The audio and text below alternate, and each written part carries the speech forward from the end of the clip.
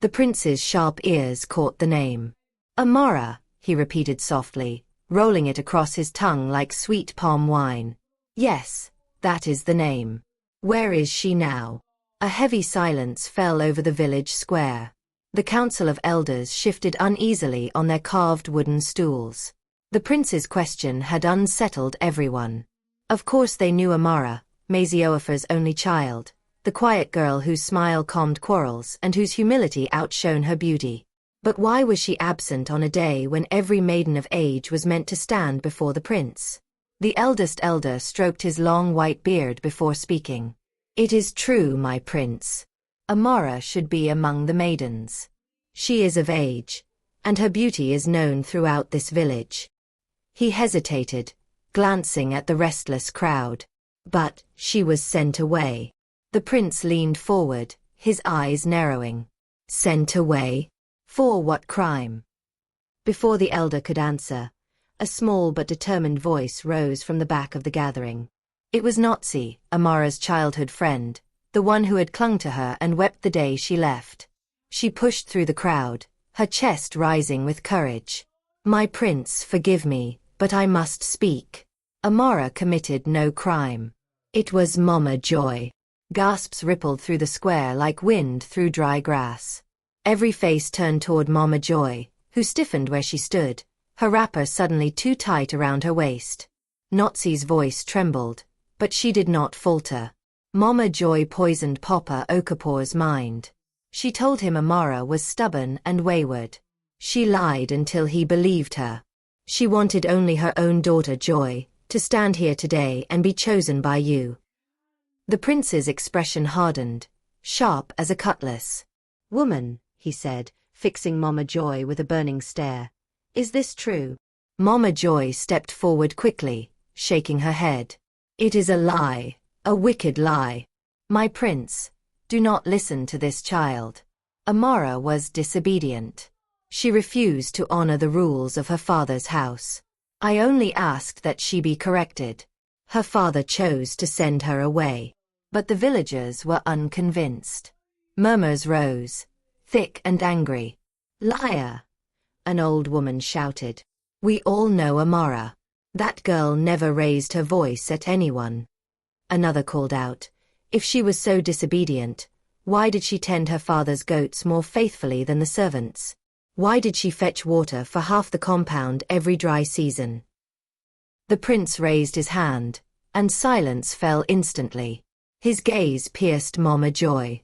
The truth may be buried beneath the earth, he said slowly, but like yam in the rainy season, it will always sprout. You cannot hide it forever. Sweat beaded on Mama Joy's forehead. Beside her, Joy trembled, pride dissolving into shame. The eldest elder struck his staff against the ground. This matter cannot end here. The girl must be found. Let Amara stand before us. Only then will the gods reveal whose heart is pure. The villagers roared in agreement. The prince nodded firmly. Send for her. I will wait. Amara must stand here. Mama Joy's throat went dry. Her carefully woven plan was unraveling before the entire village. Yet even as fear tightened around her heart, her mind searched desperately for another scheme. The prince's command moved like thunder, swift and unquestionable. Messengers were dispatched at once, carrying his words to Umuik, where Amara had been sent. The village square remained crowded long after sunset. Women whispered as they adjusted their wrappers. Children ran about chanting, Amara is coming back. Amara is coming back. By the next evening, the steady rhythm of talking drums echoed from the outskirts of the village. Dust swirled along the path as the messengers returned, and behind them walked Amara. Her raffia bag still hung from her shoulder.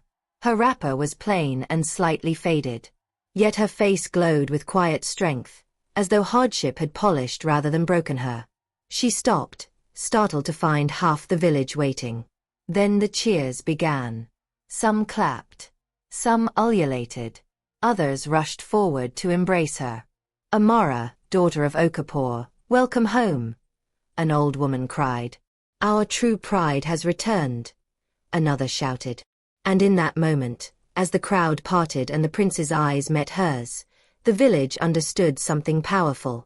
No lie, no jealousy, no wicked plan could bury a destiny chosen by truth. Amora's eyes brimmed with tears.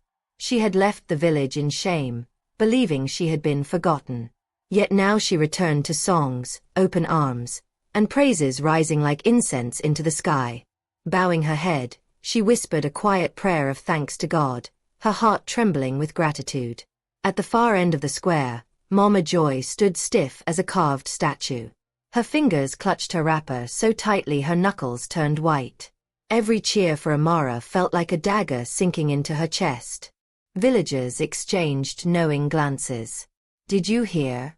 She lied just to push her own daughter forward. Chai, wickedness never hides forever. See how heaven is exposing her in broad daylight. Joy stood beside her mother, her face pale. The coral beads around her neck, once worn with pride, now felt heavy as stones. The confidence she once carried had vanished. In its place stood fear. The prince rose from his stool as Amara entered the square. His stern expression softened, and a rare smile touched his lips. "So here she is," he said quietly. "The one the heavens themselves preserved." Amara knelt respectfully.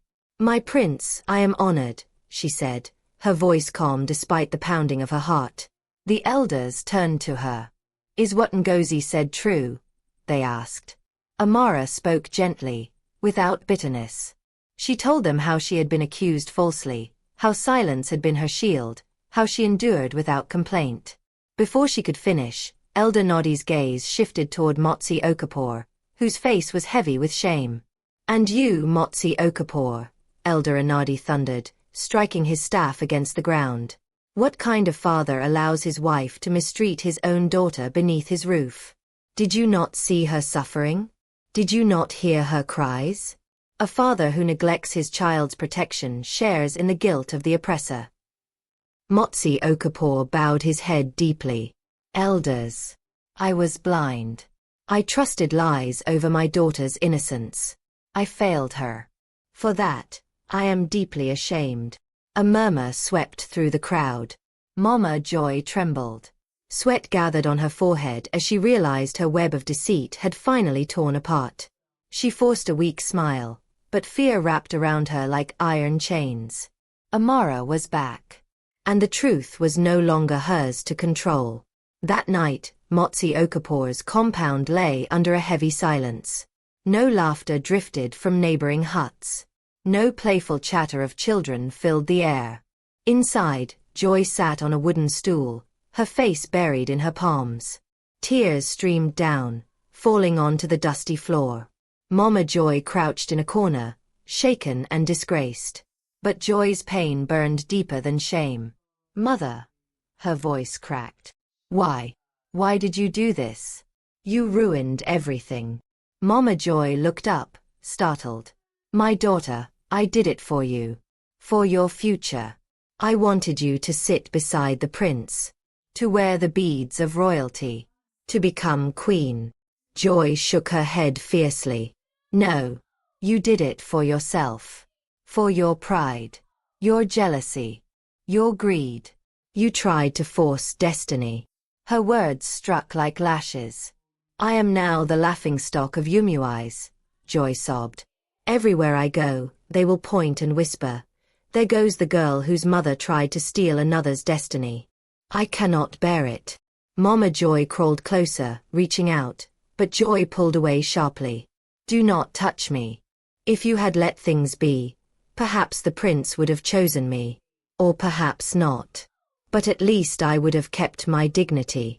Her sobs echoed through the hut. For the first time, Mama Joy saw clearly. Her ambition had not protected her daughter, it had wounded her. Deeply. Outside, faint songs of celebration drifted through the night. Songs for Amara. Each note pierced Joy's heart. "If only Mama had chosen love over envy," she whispered through tears. "Perhaps my life would be different." Morning bathed Yumui's in golden light. Drums thundered. Women ululated. Children ran laughing across the red earth. Today, Amara would marry the prince. She stepped out of her hut dressed in a simple but elegant wrapper, adorned with delicate coral beads gifted by the elders. Her hair was neatly braided. Her beauty did not shout, it glowed. Villagers whispered in awe. See how she shines without excess. Her light comes from within. The prince stood tall and regal, waiting. When he took her hand, a hush fell over the square. The elders raised their voices in blessing, their words flowing like sacred rivers over the gathering. Then, before all the people, the prince placed the crown upon Amara's head. The square erupted. Women clapped and ululated. Men bowed in respect. Children danced in circles of joy. Amara's thoughts drifted to her late mother. Tears filled her eyes.